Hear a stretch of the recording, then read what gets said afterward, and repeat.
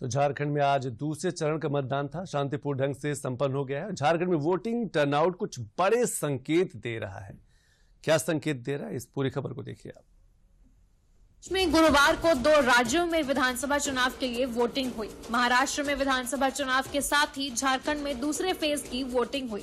झारखंड विधानसभा चुनाव के आखिरी और सेकंड फेज में बुधवार को 12 जिलों के 38 सीटों पर वोटिंग शाम 5 बजे खत्म हो गई। महेशपुर में सबसे ज्यादा 79.40% वोटिंग हुई। बोकारो में सबसे कम 50.52% वोटिंग हुई। 36 जिलों की औसत वोटिंग 58.22% रही। इधर वोटिंग खत्म होते ही बीजेपी ने दोनों ही राज्यों में अपनी जीत का दावा पुख्ता किया, तो झारखंड में जेएमएम प्रत्याशी कल्पना सोरेन ने अपनी जीत का दावा किया।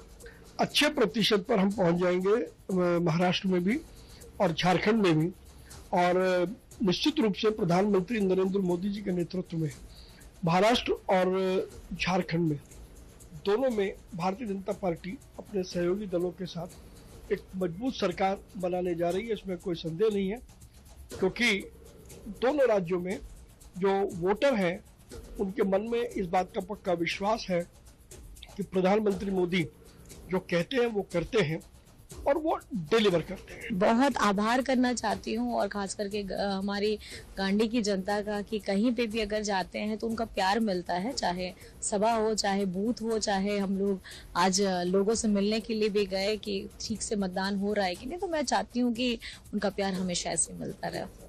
कांग्रेस नेता सुप्रिया श्रीनेत ने दावा किया है कि झारखंड में हम सरकार दोहराने जा रहे हैं और महाराष्ट्र में महाविकास अघाड़ी की सरकार बनने जा रही है।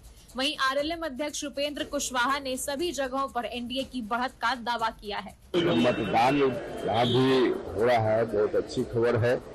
सब जगह एनडीए की बढ़त है, कहीं कोई कठिनाई नहीं है। मुझे ऐसा पूरी उम्मीद है और विश्वास है कि झारखंड में हम सरकार रिपीट करने जा रहे हैं और महाराष्ट्र में हम अच्छे बहुमत से, प्रचंड बहुमत से महाविकास अघाड़ी की सरकार बनेगी। झारखंड के दूसरे फेज की 38 सीटों में एनडीए की तरफ से बीजेपी 32 और आजसू 6 सीटों पर चुनाव लड़ी है। वहीं विपक्षी गठबंधन में झामुमो 20, कांग्रेस 12, राजद 2 और माले 4 सीटों पर लड़ा है। झारखंड चुनाव के नतीजे भी महाराष्ट्र के साथ 23 नवंबर को आएंगे।